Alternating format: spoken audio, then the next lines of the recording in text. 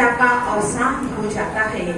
कुछ समय बाद ही परिस्थितियां बदलने लगती हैं और दिलों में दीवारें खड़ी होने लगती हैं। आगे देखते हैं कैसे दीवारें खड़ी होती हैं।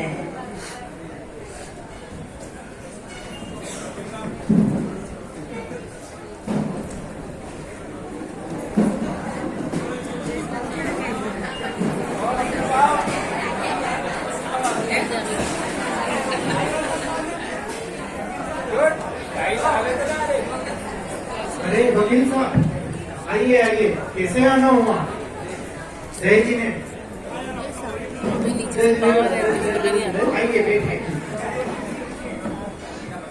जैसा कि आपको मालूम ही है, आपके पिता काफी धर्मपरायण थे और वो जाने के पहले अपनी वसीयत लिख गए थे, जिसमें वो वही बताने आया हूँ आपको, जिसमें वो आपको बड़े बेटे को 4.5 बीघा जमीन और आपको 4.5 बीघा जमीन, आपको 5 बीघा जमीन, जबकि आपको 2 मकान, आपको भी 2 मकान, आपको 20 तोला सोना और आपको 21 तोला सोना लिख कर गए अपनी वसीयत में।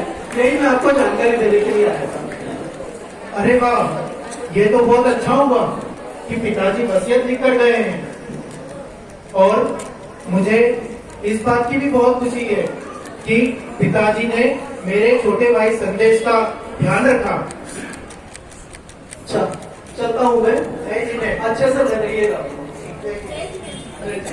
वसीयत के बंटवारे की बात के बाद बड़े बेटे की पत्नी को नींद नहीं आती है, बेचैन हो रही है। तो देखना है कोई नहीं सुनेगा, प्रस्तुति देखो बस सामने से। अरे सोनाली, क्या हुआ? तुम परेशान क्यों लग रही हो? क्या सोच रही हो?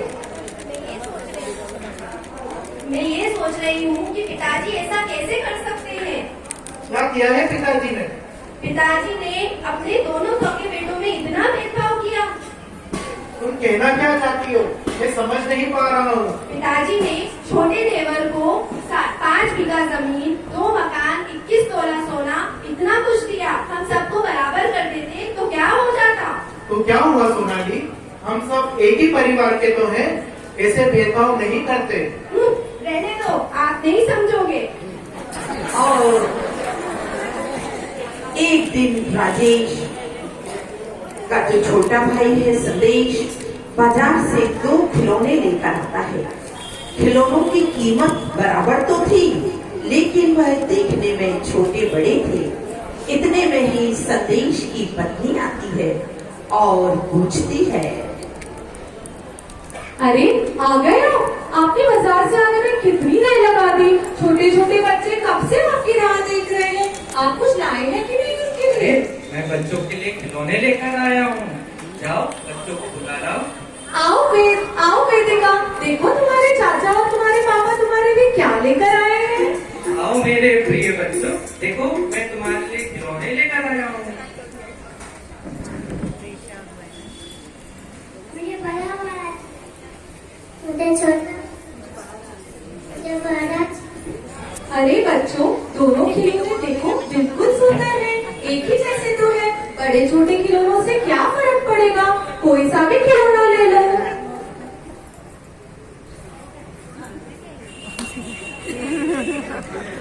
ये हुई ना बात। आ जाओ बच्चों।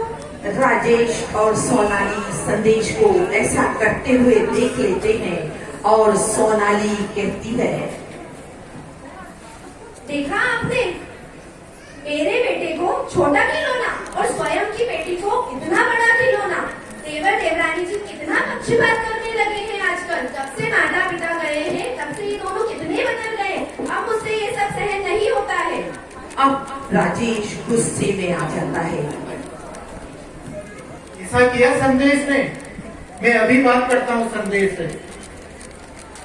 अरे संदेश, दीपाली, हाँ भैया। तुम बच्चों के साथ भेदभाव कर रहे हो। अब नहीं चलेगा। अब हम तुम्हारे साथ नहीं रह सकते। अब हम एक ही छत के नीचे नहीं रह सकते। हाँ भैया, हमें भी एक छत के नीचे रहना बिल्कुल मंजूर नहीं है। एक खिलौना ही तो दिया है मैंने अपनी बेटी को कौन से हीरे जमानत कर दे दिए। हम भी अब एक साथ नहीं रह सकते।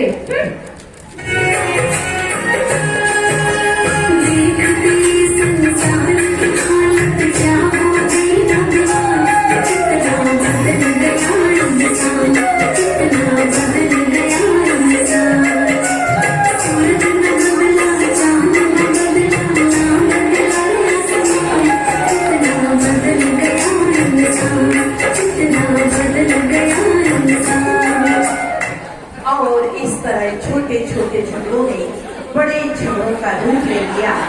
उन दोनों के दिलों में नफरत की दीवार खड़ी हो गई और दोनों भाई अलग अलग हो गए। एक दिन राजेश मिस्त्री के पास पहुंचता है। आगे देखिए क्या होता है। बहुत अच्छी प्रस्तुति, बिल्कुल नहीं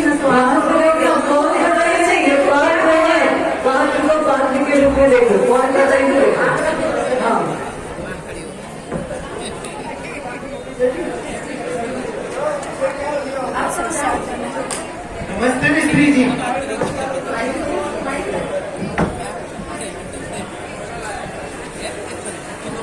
नमस्ते मिस्त्री जी। नमस्कार राजेश भाई, बताएं क्या हालचाल है। क्या आपको पता है कि आपने पिताजी के समय पे एक घर बनवाया था? कैसे भूल सकता हूँ, इतना आलीशान मकान बनाया था आपका, कैसे भूल सकता हूँ, बिल्कुल याद है। बस मिस्त्री जी, अब आपको उसी घर के बीचों बीच एक दीवार खड़ी करनी होगी। क्या बात कर रहे हो, क्यों, ऐसा क्या हो गया। मैं संदेश के साथ अब और नहीं रह सकता। मैं और मेरा परिवार उसका चेहरा नहीं देख सकते। अब आपको बीच में दीवार खड़ी करनी ही होगी। हे भगवान, ये कैसा अनर्थ करवा रहे हो मुझसे। हे बड़े बाबा, हे कुंडलपुर वाले बड़े बाबा, हे पार्शनाथ भगवान, ऐसा अनर्थ काम मैं कैसे कर पाऊंगा। हे भगवान, मैंने तो हमेशा जोड़ने का काम किया, ईंट से ईंट जोड़कर लोगों के मकान बनाए हैं। ये तोड़ने का काम मुझसे नहीं हो पाएगा। हे भगवान, मुझे इस काम से बचाना। और उसी शाम वही की वही बात संदेश ने भी मिस्त्री से जाकर कही कि दीवार खड़ी कर दो। आगे देखिए क्या होता है।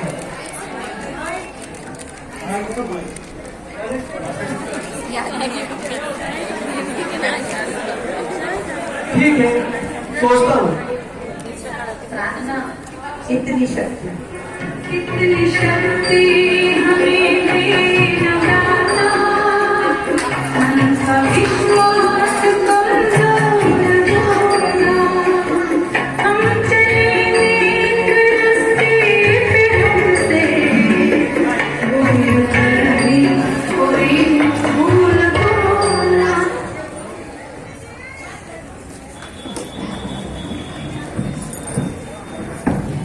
और अब सोनाली और राजेश बहुत अच्छा विचार लेकर बात करते हैं।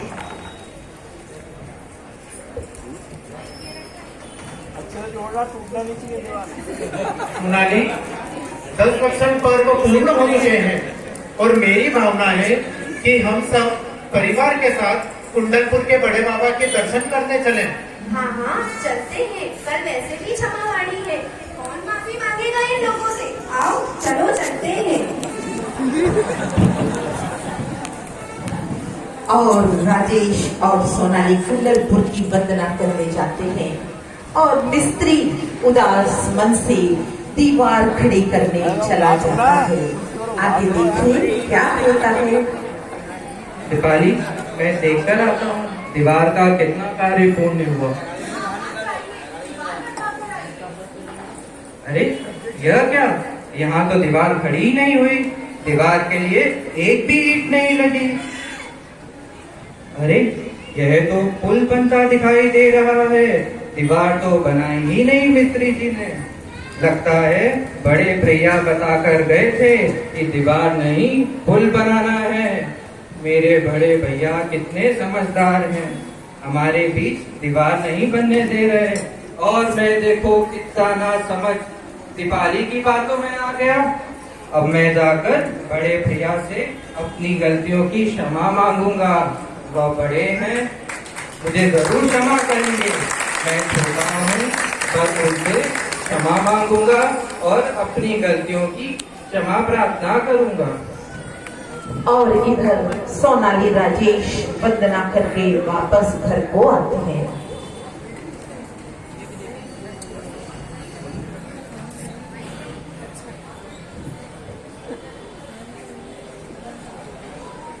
सोनाली, हाँ मैं बोलिए। देख कर आता हूँ कि दीवार कितनी बनी। जी अरे ये क्या, यहाँ तो दीवार ही नहीं बनी है।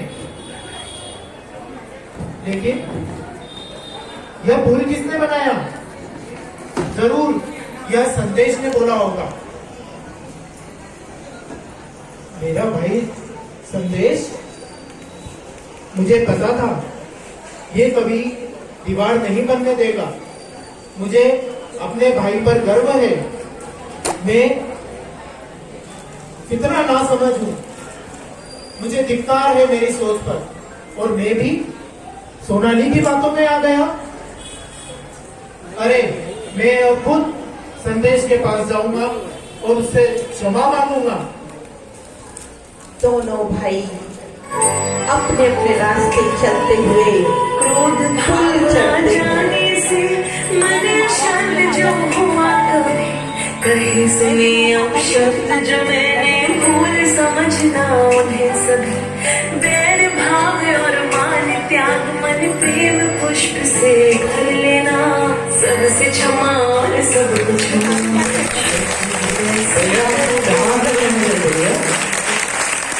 तुम मुझे क्षमा कर सकते?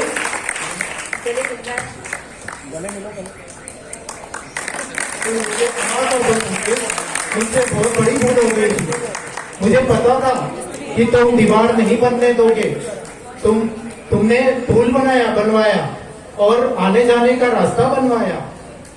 नहीं भैया, मुझे भी आपसे यही अपेक्षा थी कि आप कभी हमारे बीच दीवार नहीं बनने देंगे। मुझे क्षमा करिए भैया। तुम मुझे क्षमा कर सकते? हे भगवान, हे बड़ा बाबा, आपने बहुत अच्छा किया जो मुझसे ये गलत काम नहीं करने दिया।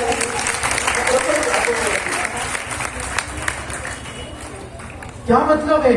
आप कहना क्या चाहते हैं मिस्त्री जी? मिस्त्री जी, हम समझे नहीं आपकी बात। आप समझाएंगे आप क्या कहना चाहते हैं? देखो राजेश, देखो मेरा काम जोड़ने का है।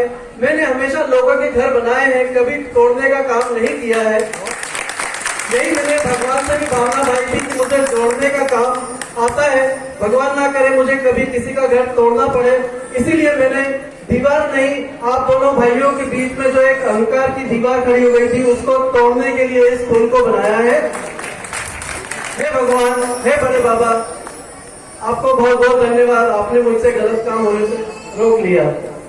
फिर मिस्त्री बोलता है कि स्नेह का धागा स्नेह का धागा संवाद की सुई और क्षमा की 2 बूंदे जीवन रूपी चादर में हम बोल रहे हैं। स्नेह मिस्त्री बहुत अच्छी बात करता है कि स्नेह का धागा संवाद की सुई और क्षमा की 2 बूंदे जीवन की चादर में उधरते रिश्तों की तुरपाई कर देती है। मैं वही जीवन के रिश्तों में वही तुरपाई करने आया था। जय जय, बहुत बहुत धन्यवाद। अभी आके पढ़ो, अभी भजन चल रहा है। माइक दो उसको, माइक दो। जब मिट्टी ने एकता की तो ईंटें बनी, जब ईंटों ने एकता की तो दीवारें बनी, जब दीवारों ने एकता की तो घर बना।